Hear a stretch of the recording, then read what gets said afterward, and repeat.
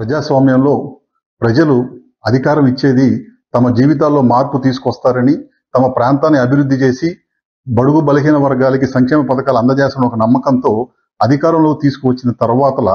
అధికారాన్ని తలకెక్కి అధికారాన్ని విద్వేషపూర్వకంగా, అరాచకంగా, అక్రమ కేసులు పెట్టి నాయకులను ఇబ్బంది పెట్టాలన్న ఆలోచనతో గత ప్రభుత్వం ఏ విధంగా ప్రవర్తించిందో మనం చూసాం. దానికి ప్రజలు తగిన గుణపాఠంగా మొన్న ఓటు అనే ఆయుధంతో వాళ్ళని ఎక్కడికి పంపించారో కూడా మనం చూస్తా ఉన్నాం.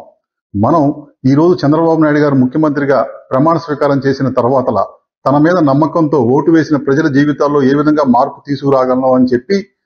ముఖ్యంగా చాలా రోజుల నుంచి ఆశ చూపి ఉద్యోగాలు ఇస్తామని చెప్తున్న వాళ్ళకి మెగా డిఎస్సి ద్వారా మొదటి ఫైల్ మీద సంతకం చేసి వాళ్ళ జీవితాల్లో ఒక వెలుగుని తీసుకురాబోతా ఉన్నారు. అంతేకాకుండా ప్రతి ఒక్కడికి అన్నం పెట్టాలన్న మంచి ఉద్దేశంతో అన్నా క్యాంటీన్లు ప్రారంభించాలని చెప్పి రెండవ సంతకం చేయడం జరిగింది. అంతేకాకుండా ఎవరైతే ఇబ్బందుల్లో ఉండి గత 4 సంవత్సరాల నుంచి పింఛన్లు పెంచుతామని చెప్పి ఆశ చూపించి ఓట్లు వేయించుకొని మోసం చేశారో ఆ ప్రభుత్వ విధానాలకు విరుద్ధంగా ముఖ్యమంత్రి చంద్రబాబు నాయుడు గారు పింఛన్లు 4,000 రూపాయలకి పెంచి రేపు జూలై 1వ తారీఖు నాడు గత 3 నెలల నుంచి ఏదైతే బకాయిలుగా ఉన్నారో 7,000 రూపాయలతో వాళ్ళ జీవితాల్లో మేము ఇస్తామని చెప్పి సంతకం చేయడం నిజంగా మాకు ఆనందాన్ని ఇస్తా ఉంది. అంతేకాకుండా ఉద్యోగాలు రావాలి, అంతేకాకుండా భయపెట్టి ప్రజల ఆస్తుల్ని లాక్కొని వాటిని తాకట్టు పెట్టి తమ సొంత వాటికి వాడుకుందామని గత ప్రభుత్వం చేసిన దుర్మార్గపు ఆలోచనకు విరుద్ధంగా ల్యాండ్ టైటిలింగ్ యాక్ట్ రద్దు చేస్తామని చెప్పి చంద్రబాబు నాయుడు గారు ప్రకటించడం తెలుగుదేశం పార్టీ కార్యకర్తగా గర్వపడతా ఉన్నాం. ఈ రోజు లోకేష్ బాబు గారు విద్యాశాఖ మంత్రిగా ప్రమాణ స్వీకార బాధ్యతలు తీసుకున్న తర్వాతల ఆయన అధికారులందరినీ తీసుకువచ్చి ఏ విధంగా ఇంజనీరింగ్ చదువుతున్న విద్యార్థుల జీవితాల్లో నేను మార్పు తీసుకురాగలను, ఏ విధంగా గత ప్రభుత్వం వేరే వివిధ పథకాల ద్వారా విద్యాదేవన గాని అమ్మ ఒడి గాని ఏ విధంగా ప్రజల్ని మోసం చేశారో వాటన్నిటి మీద కూడా విచారణ జరగాలి, అధ్యాపకుల స్థానాలు భర్తీ చేయాలని చెప్పి ఇవాళ అధికారులతో సమీక్ష చేయటం ప్రభుత్వం ఏ విధంగా ముందుకు వెళ్తా ఉంది, ఏ విధంగా ప్రజల ఆశలను నెరవేర్చడానికి నిర్ణయం తీసుకున్నారో మనకు కనపడతా ఉంది. కానీ బాధాకరం ఏంటంటే గత ప్రభుత్వం అధికారంలోకి వచ్చిన తర్వాతలా ప్రజలు తమ పైన ఉన్న విశ్వాసాన్ని పక్కకు పెట్టి నాయకుల్ని ఇబ్బందులు పెట్టాలి, కార్యకర్తల్ని అక్రమ కేసులతో భయభ్రాంతులు గురి చేయాలి, ఆస్తుల్ని ధ్వంసం చేయాలని చెప్పి ప్రజావేదిక కూల్చిన దగ్గర నుంచి చివరికి వెనకబడిన దళిత బీసీ వర్గాల మీద కేసులు పెట్టించి ముస్లిం మైనారిటీ వర్గాలు ఆత్మహత్యలు చేసుకునే విధంగా ప్రవర్తించడం బాధాకరం. అందులో భాగంగా కోడెల శివప్రసాదరావు గారు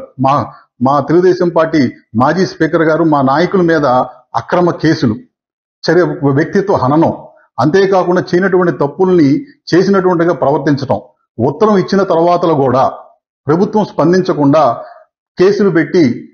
ఆయన వ్యక్తిత్వ హననం చేయడం నిజంగా బాధాకరం. ఈ రోజు ఎవరైతే దెయ్యాలు వేదాలు వల్లించినట్టు ఎవరైతే తప్పులు చేసి ప్రజా కోర్టులో శిక్ష పడిందో వాళ్ళు చెప్తా ఉన్నారు. ఇవాళ సుమారు 9 కోట్ల రూపాయల ప్రజాధనాన్ని దుర్వినియోగం చేసి ప్రజల్ని కలవకుండా ఉండటానికి వాళ్ళు 50 లక్షల రూపాయలతో ప్రజావేదిక, అంతేకాకుండా ప్రజల నుంచి దూరంగా తమను కాపాడుకోవడానికి కావాల్సిన సెక్యూరిటీ పరికరాల కోసం 1,50,00,000 రూపాయలు, ఇంట్లో బయట ఎలా ఉన్నా బయట చీకట్లో ఉన్న ప్రజలు చీకట్లో ఉన్నా మాకు సంబంధం లేదు, మేము మాత్రం కాంతుల్లో వెలగాలని చెప్పి 3.5 కోట్ల రూపాయలతో ఎలక్ట్రిక్ పరికరాలు, సుమారు 9 కోట్ల రూపాయలు ప్రజాధనాన్ని దుర్వినియోగం చేసి ప్రభుత్వం మారిన తర్వాతలు కూడా ప్రభుత్వానికి ఇంతవరకు ఏమి సంజాయిషి ఇవ్వకుండా తప్పించుకుని తిరుగుతున్న నాయకులు సమాధానం చెప్పాలి. మేము ప్రభుత్వాన్ని కోరుకునేది ఒక్కటే, తెలుగుదేశం పార్టీ కార్యకర్తగా, తెలుగుదేశం పార్టీ ప్రధాన కార్యదర్శిగా నేను అడిగేది ఒక్కటే, గత ప్రభుత్వంలో జరిగిన అవకతవకలు, అక్రమాలు, తెలుగుదేశం పార్టీ నాయకులు కార్యకర్తల మీద పెట్టిన అక్రమ కేసులు, ఏ విధంగా ఆస్తుల విధ్వంసాలకు పాల్పడి వాళ్ళకి సహకరించిన అధికారులు, వాళ్ళని ప్రోత్సహించిన మంత్రులు, శాసనసభ్యులు వాళ్ళు చేసిన అరాచకాల మీద ప్రత్యేక దర్యాప్తు బృందాన్ని ఏర్పాటు చేసి న్యాయ విచారణ చేసి వాళ్ళకి ప్రజాకోర్టులో శిక్ష పడాలని చెప్పి కోరుకుంటా ఉన్నాను.